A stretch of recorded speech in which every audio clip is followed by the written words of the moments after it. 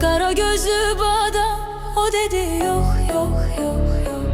Mənə gözlüyün qadam o dedi yok yok yok yok. Kara gözlü adam o dedi yok yok yok yok. Mənə gelsin qadam o dedi yok yok yok yok. Dedim ay kız dayan, dedi olsun heyan, senden yar olmaz mənə.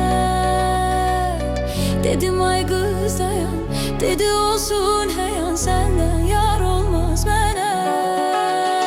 Düz dolan, düz otur ay kişi, yaş götür deyəsən 70'i bir dənə. Ağzında yok dişi, bir utan kızına aşık olar mı adam? Düz dolan, düz otur ay kişi, yaş götür deyəsən 70'i bir dənə. Ağzında yok dişi, bir utan kızına aşık olar mı adam?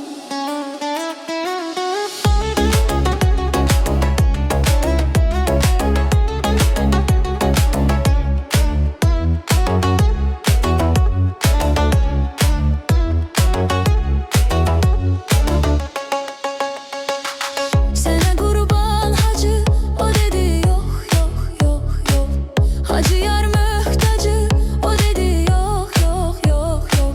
Sana kurban hacı o dedi yok yok yok yok. Hacı yar mühtacı o dedi yok yok yok yok. Dedim insaf elə, dedi güle güle, senden yar olmaz mənə.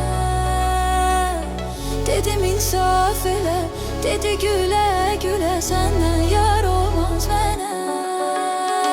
Düz dolan, düz otur ay kişi, yaş ötüp deyəsən 70'i bir dənə. Ağzında yok dişi, bir utan kızına aşık olar mı adam? Düz dolan, düz otur ay kişi, yaş ötüp deyəsən 70'i bir dənə. Ağzında yok dişi, bir utan kızına aşık olar mı adam?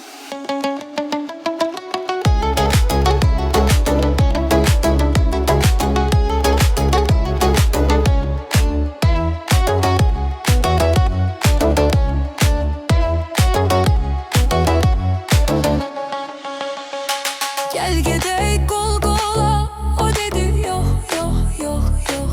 A kızım gel yola o dedi yok yok yok yok. Gel gedek kol kola o dedi yok yok yok yok.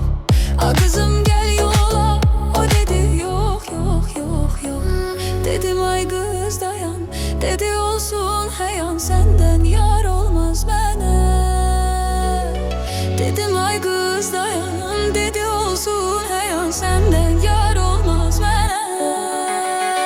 Düz dolan, düz otur ay kişi, yaş ötüp deyəsən 70'i bir dənə. Ağzında yok dişi, bir utan kızına aşık olar mı adam? Düz dolan, düz otur ay kişi, yaş ötüp deyəsən 70'i bir dənə. Ağzında yok dişi, bir utan kızına aşık olar mı adam?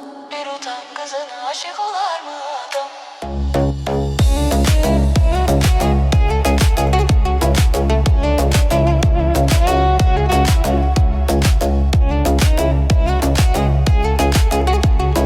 Bir utan kızına aşık olar mı adam?